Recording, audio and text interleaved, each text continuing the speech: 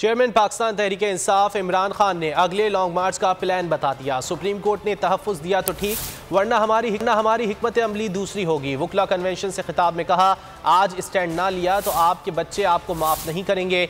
Supreme court को कह रहा हूँ, रूलिंग देकर बताएं हमें 25 मई को किस बुनियाद पर कमीशन को मुखातिब करके बोले कौम आपको देख रही है। हमजा शहबाज को नाअहल करार दिया जाए जो पंजाब की हुकूमत में हो रहा है। अदालतों को कह रहा हूँ, बिल्कुल गैर आइनी इक़दाम हो रहा है, बचाने की कोशिश हो रही है। एक वज़ीर आला को जो अक्सरियत खो बैठा है। FIA को शहबाज शरीफ और हमजा शहबाज के केसेस में पेशियों से रोका गया।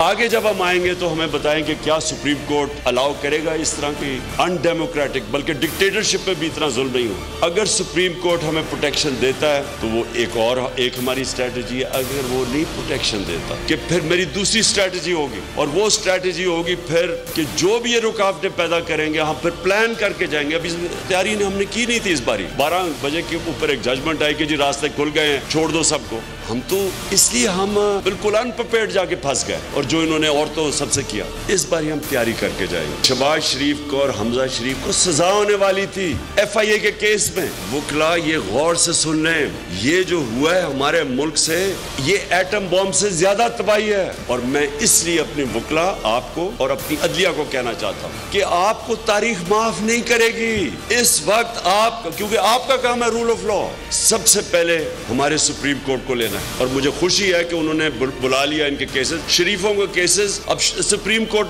खुद मॉनिटर करे, मॉनिटरिंग जज बनाए।